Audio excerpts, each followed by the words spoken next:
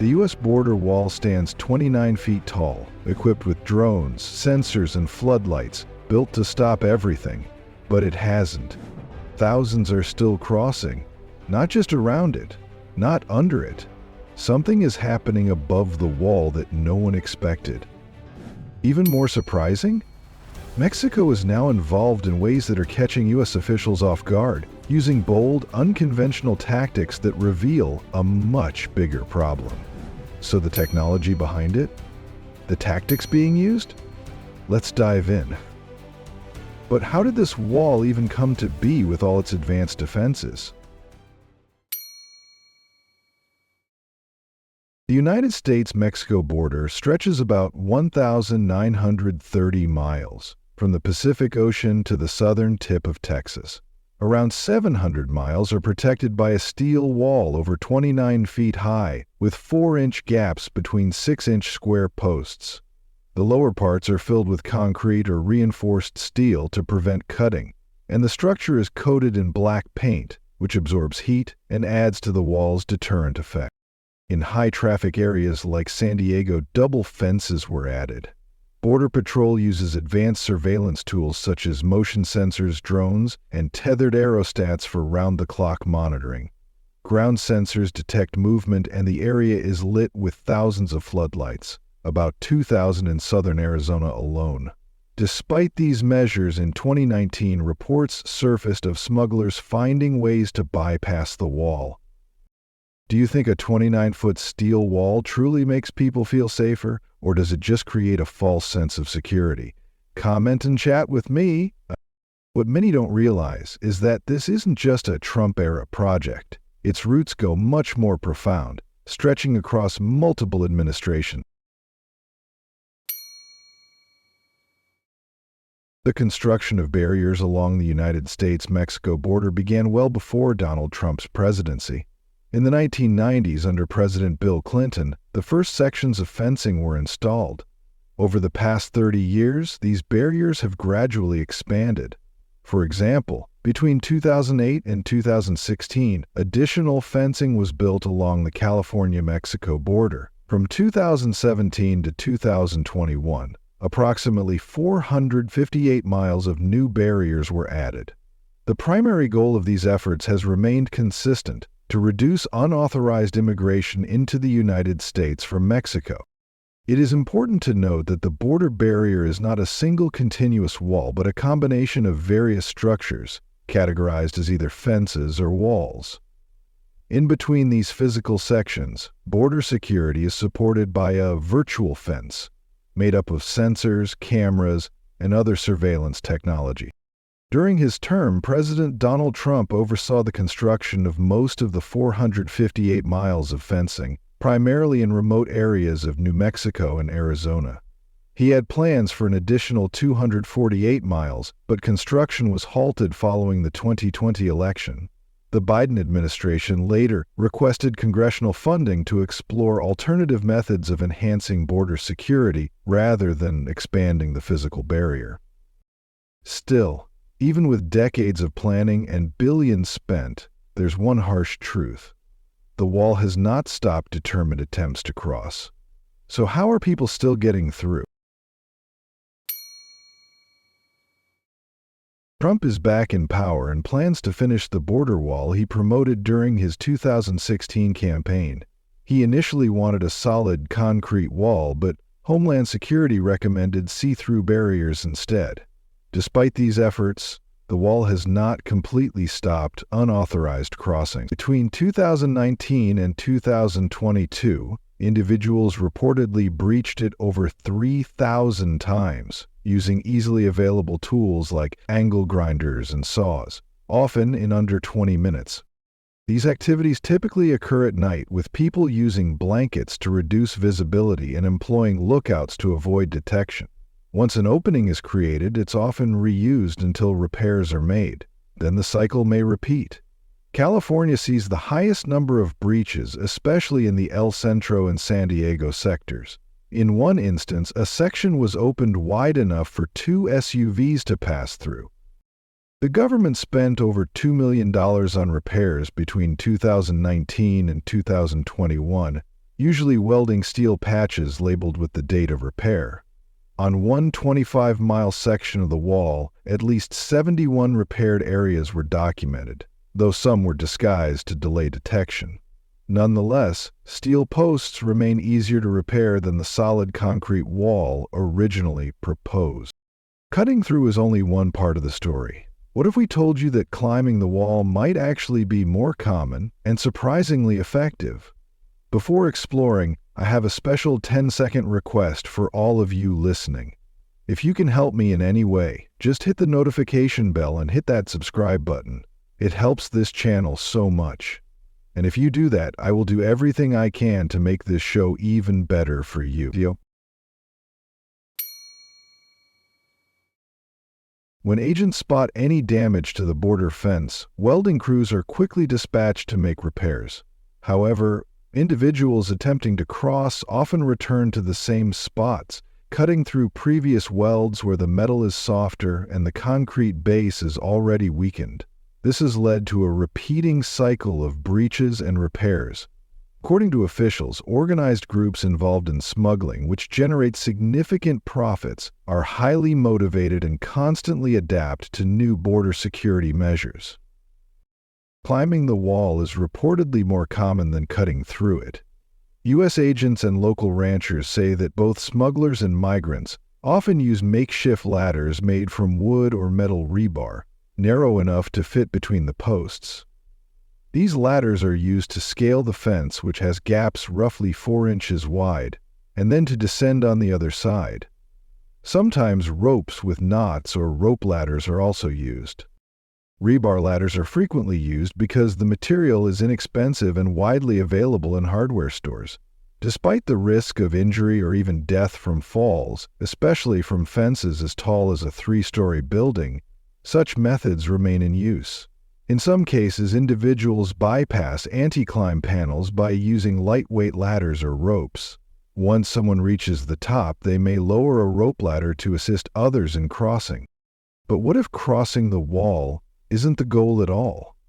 What if the most shocking activity is happening beneath our feet, completely out of sight?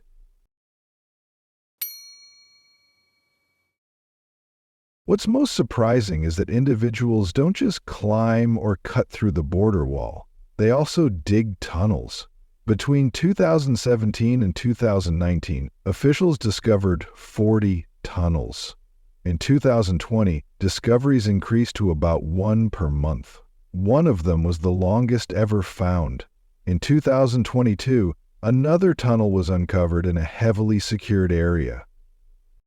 These tunnels are highly developed. The wall's foundation includes deep concrete and metal reinforcements, but some tunnels bypass these defenses. The longest one, found in 2020, stretched 8 miles from Tijuana to San Diego. It included rail systems, ventilation, electrical wiring, an elevator, and drainage, resembling a small-scale underground passage system. Though only 5.5 feet high and 2 feet wide, it was located 69 feet below the surface. A 6-mile unfinished extension suggested possible plans for a new exit. Another tunnel discovered in 2014 measured nearly 3,000 feet. Since 2006, 15 complex tunnels have been found along the California-Mexico border. Many featured lighting, ventilation, tracks, and lifting systems. Otay Mesa, with its soft clay soil and industrial areas, is a common location for such tunnels. By law, U.S. authorities must fill any discovered tunnel on their side with concrete. The Mexican side is managed by local authorities. One tunnel, found in a highly secured zone, connected a U.S. warehouse to Tijuana. It measured 4 feet wide, stretched over 1,600 feet, and extended 6 stories deep. Authorities say tunnel entrances are often hidden in unexpected places, beneath furniture, wall panels, or machinery. In one case, the exit was sealed, painted, and concealed after each use. These methods show the lengths some groups go to avoid detection. Even when tunnels are discovered or breaches are patched, the wall continues to face major flaws. And what's worse? some of those problems are built right into its foundation.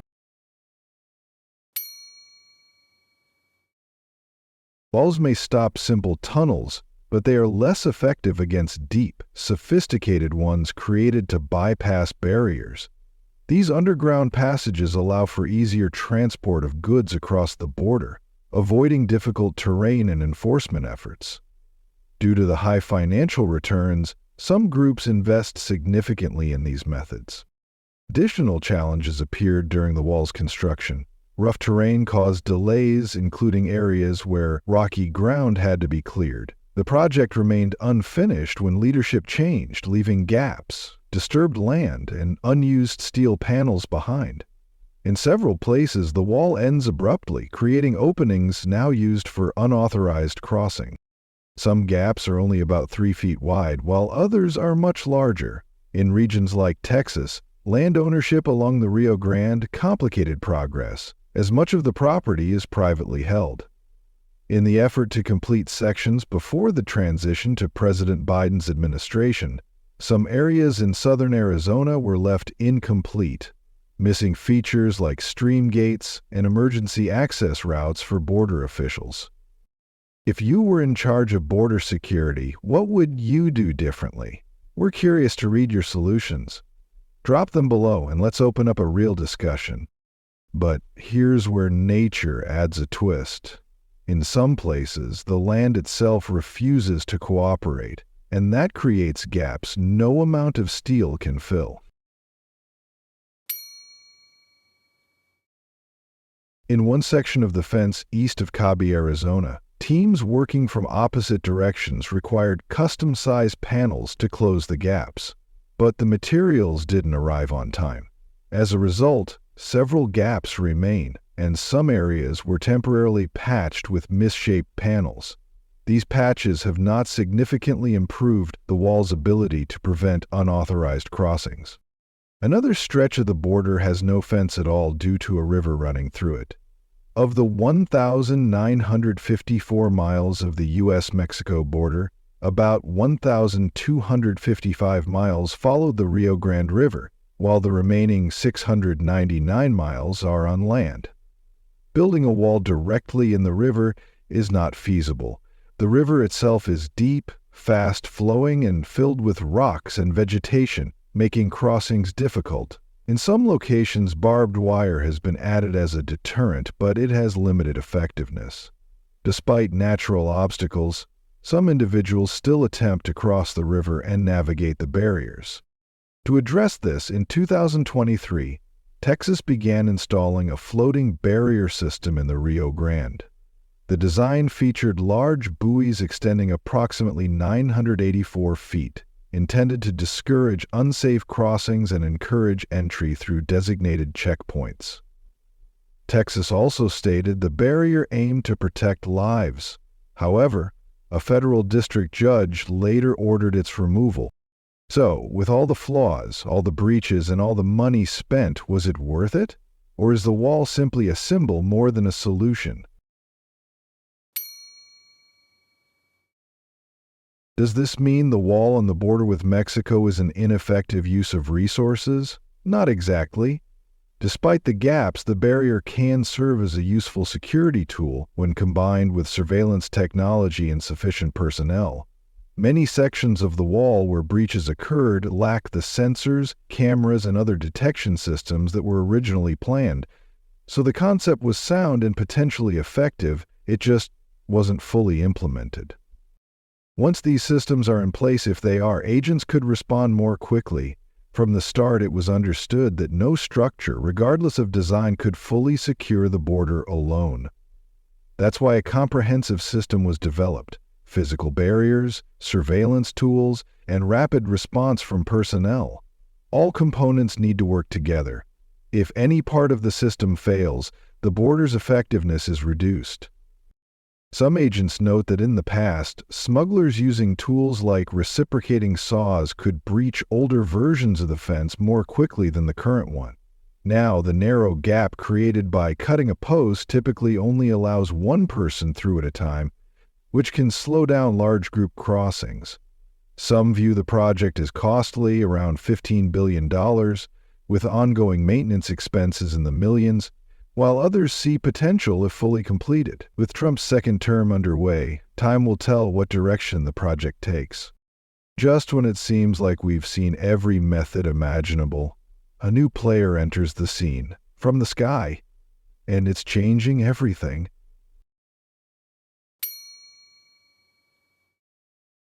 Authorities intercepted an attempted cross-border smuggling operation involving a drone. Late at night on April 24, 2015, a 19-year-old individual was observed in a field near the United States-Mexico border.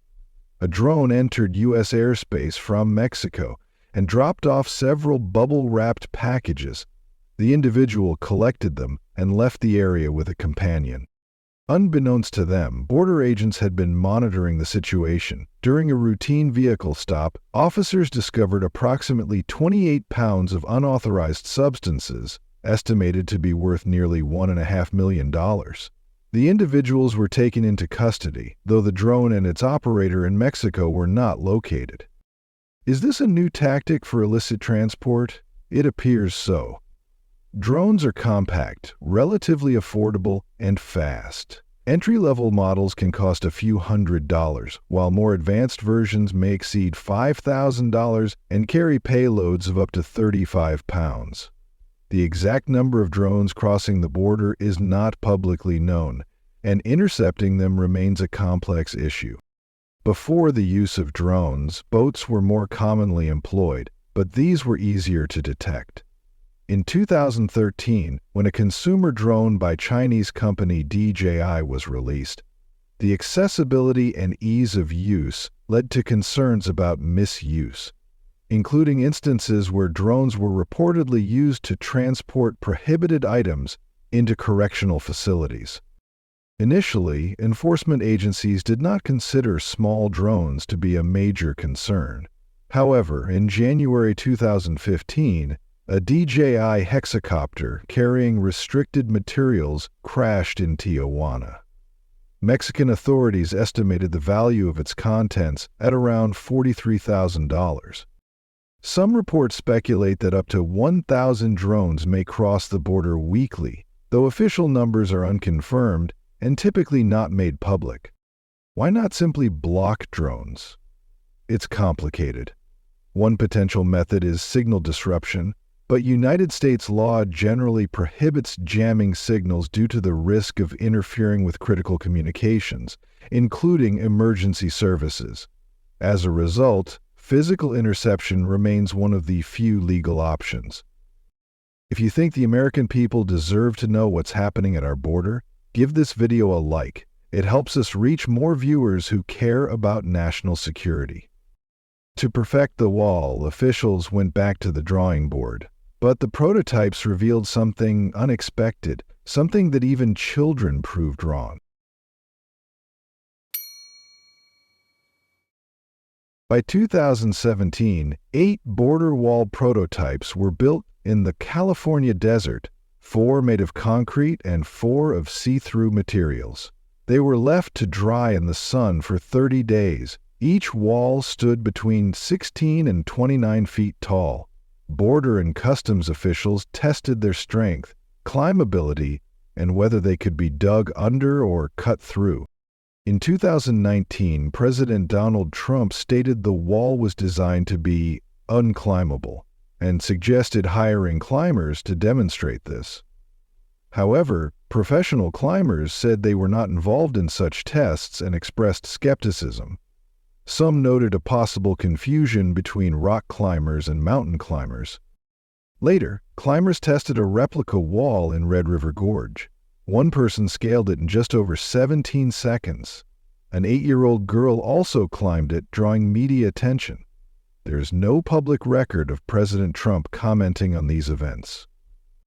From underground tunnels to airborne drones, the future of border security might not look like we imagined. So where does it all go from here? If you found today's video interesting, don't hesitate to hit the like button and subscribe to my channel. Your support is very important to us. Be sure to check out the next video appearing on your screen. You're sure to love the content we bring. Please leave a comment about which country you'd like us to explore next. Thank you for watching and see you in the latest video. Thanks for being with us. Leave a comment, like to show your support, and remember to hit that subscribe button for more exciting videos. See you next time.